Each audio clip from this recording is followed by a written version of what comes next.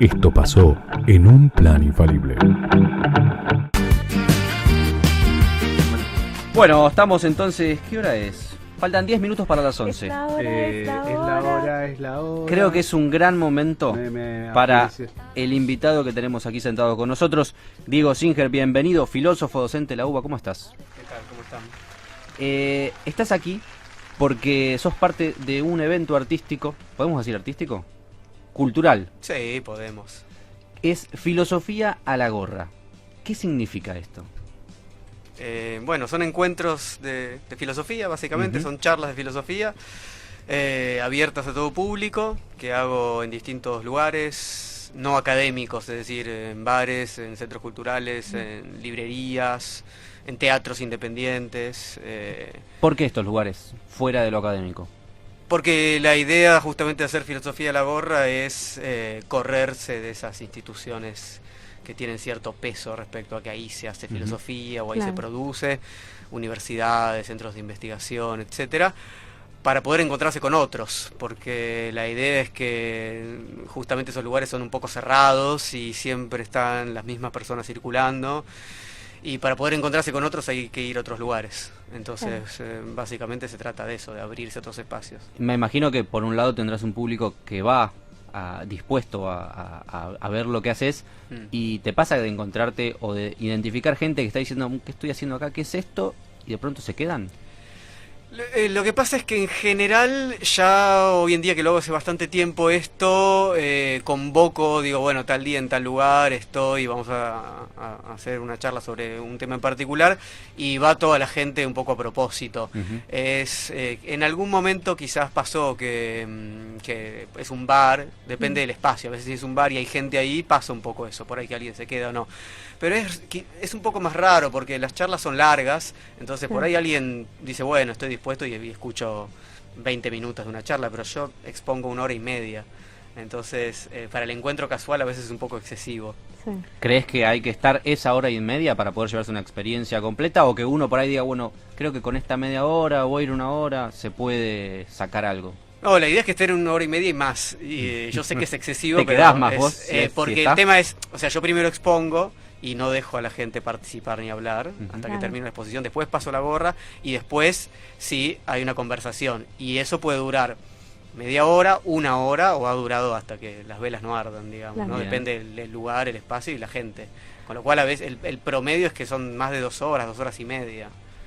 ¿Y qué tanto cambia? Vos decías esta cuestión, además sos docente de la UBA, esta cuestión de sacarlo del espacio académico para llevarlo a otros lugares. ¿Qué tanto tenés que modificar lo que vas a decir para hacerlo para ese público en particular? Bueno, no tanto lo modifico, porque la idea no es que... A mí no me gusta la idea de, bueno, voy a bajar esto, voy a hacerlo simple, lo cual significa ustedes son tontos y no pueden entenderlo. Más bien lo que hago es algo que es un poco contrario, es decir, no me importa si todo no se entiende, porque entender todo es una cosa que... Nada, no tiene mucho sentido. Es lo que uno hace justamente para un examen, tengo que entender todo porque me van a tomar todo. Entonces yo sé que lo que sucede ahí es un poco excesivo en tiempo y también a veces en complejidad o en variedad, o en, aunque no sea en complejidad, de una cantidad de problemas que por ahí uno se queda enganchado con uno. Y con eso es suficiente. Entonces por ahí están las 2 horas, pero con 5 minutos, con buenos 5 minutos, como pasa con una película, como pasa con una cena o con una conversación. Uno charla 3 horas, pero por ahí son 5 minutos los interesantes, y con eso es un montón. Este viernes, este 21 viernes de la semana que viene, tenés ahí en Calima Cultural. ¿Qué va a pasar? ¿Cuál es el tema principal de la exposición? El viernes de la semana que viene vamos a hablar sobre Nietzsche, sobre este filósofo del siglo XIX muy conocido, en particular sobre la obra temprana de Nietzsche. Él tiene una primer gran obra que se llama El nacimiento de la tragedia, donde trabaja justamente por qué surge la tragedia griega, ¿no? Las obras de Sófocles, Eurípides, etcétera, y qué significa eso culturalmente, y qué significa eso comparándolo con la cultura que él vive en su momento en Alemania. ¿no? Cómo él entiende que la cultura en su momento está en franca decadencia en relación a lo que había sido la cultura griega trágica y cómo eso puede reactualizarse de alguna manera para tener una cultura más viva. Ese es un poco el tema. ¿Cuánto tiempo te llevó preparar este tema, el cual va a estar 1 hora y media exponiendo? Mucho tiempo. Primero porque digamos, sobre cada tema yo uso, no solamente a veces, en este caso hay un libro en particular, pero después uso una serie de libros de ese mismo autor y de otros, para ir relacionándola, haciéndolo más actual, problematizando lo que aparece ahí. Entonces, en realidad el proceso a veces lleva meses de lectura o inclusive años sobre un tema, un autor, y después tratar de sintetizar. O sea, las charlas de filosofía de la obra son como es sacarle el jugo a lo más intenso de cada tema. Sí. Sí. Muchas veces salen muchas de esas charlas de talleres que doy, grupos de estudio, con encuentros semanales. Entonces vamos trabajando una obra, un autor, y por ahí lo hacemos durante 4 meses, y después de eso yo saco una charla, por ejemplo. Claro. ¿No? Una síntesis. Ahora, ¿aceptás propuestas en el sentido, tal vez tenés un público que va a verte y te dicen, mira, la verdad que nos interesaría que hables de tal filósofo o de tal tema en particular? ¿Lo usás un poco a esas sugerencias o directamente elegís vos los temas de los que vas a hablar? Puedo usar la sugerencia, pero no es algo así como, bueno, y ahora decime no sé Claro, qué cosa. haga la como propuesta. Claro, no es no es en vivo, ¿viste? Te toco este tema en la guitarra porque Sí. te lo saco de oído, porque justamente hay mucho laburo detrás. Claro. Entonces, a veces inclusive, como decía, laburo de años. Sí. Entonces, sí hay cierta cosa flotando en el aire que uno puede tomar justamente para tratar de ver qué problemas hay, desde dónde plantearlos. Recién hablábamos de una charla sobre Judith Butler que di hace poco. Es una filósofa norteamericana que se ocupa, entre otras cosas, de temas de género y sexualidad. Y ahora que tenemos un tema muy actual, de hecho, la última charla que di sobre ella, me pidieron, che, ¿por qué no haces una charla sobre Judith Butler? Claro. Y yo por suerte ya había leído su obra y la tenía, entonces me puse a hacerlo un poco así, a demanda, pero porque yo ya tenía ganas. Entonces Claro. a veces es una excusa que el Claro. otro te pida para decir, bueno, lo hago. Es el momento. Claro. ¿Y qué pasa? No sé si te ha pasado, ya lo has hecho varias veces. Si alguien te dice, no, pará, esto no es así como vos decís, o yo creo que es de otra manera, tan interrumpido.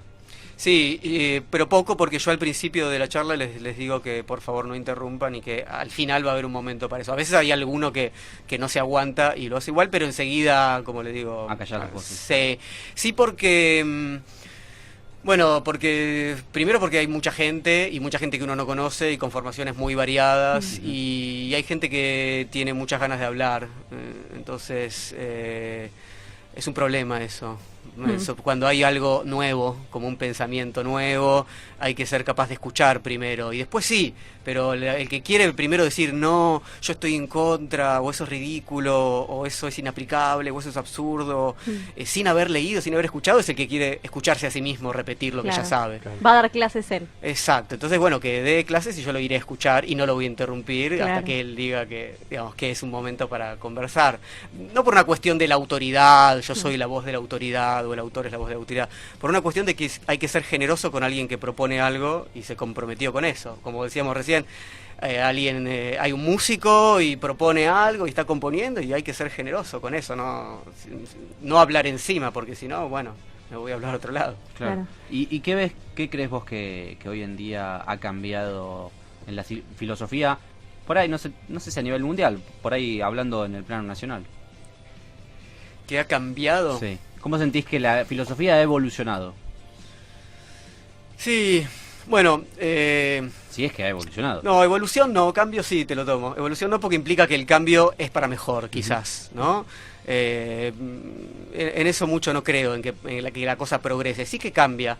Y quizás en los últimos años hay como esta cosa de la cual justamente yo participo un poco, de promover una salida de la filosofía hacia afuera de la academia y pensar y meterse un poco, digamos, con cuestiones contemporáneas que quizás antes no, digamos, había toda una cuestión profesional de la filosofía que sigue existiendo, por supuesto, pero que parecía que si uno mezcla el profesionalismo con otros ambientes no académicos, se mancha, ¿no? el lugar puro de la filosofía. Entonces ahora hay una cosa un poco más relajada, en el sentido de que uno puede ir y volver, habitar distintos espacios y que ninguno sea un problema.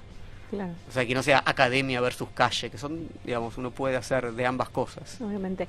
Obviamente todo tiene que ver con la experiencia que tiene uno. Yo, en mi paso por el colegio y por la secundaria, tuve un profesor de filosofía que sabía mucho, pero que para todos era difícil. Y para todos era muy difícil aprobarla también, porque era un profesor como bastante detallista. ¿Es difícil la filosofía o tiene que ver con la forma de abordarla, si uno, o sea, cómo aborda uno el contenido para que sea fácil o no? O por lo menos más accesible. Qué pregunta. Sí, yo no creo que sea, insisto, en hacer de la filosofía algo fácil. Yo creo que cuando hay una dificultad que vale la pena, uno se mete en esa dificultad. Sí. Entonces, lo que debería, creo yo, hacer un buen profesor de filosofía es mostrar que eso difícil, porque es difícil porque la filosofía trata de pensar problemas de una forma original, y eso no puede ser fácil, porque fácil es lo que ya sabemos.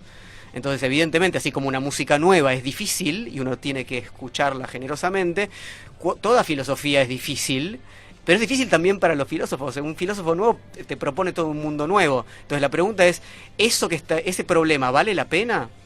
Y el entusiasmo tiene que ir, me parece, por ahí, por mostrar un placer en esa complejidad. Claro. Quizás alguno no lo encuentre porque no tiene un problema, no hay ningún problema, no es obligatorio que... ¿no? Esta cosa de que tiene que ser para todos, ¿no?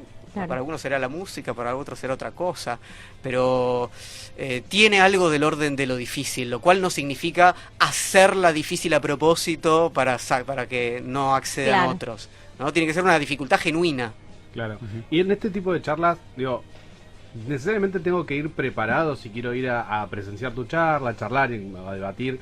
¿Tengo que estar preparado o puedo ir y escucharte y en base a eso charlar? No, es que esa es la idea, digamos, que no hace falta leer nada previamente, y que lo que yo expongo ahí sirva para que después haya una conversación, o sea, que lo que yo tiro ahí no vaya exactamente, rebote de alguna manera.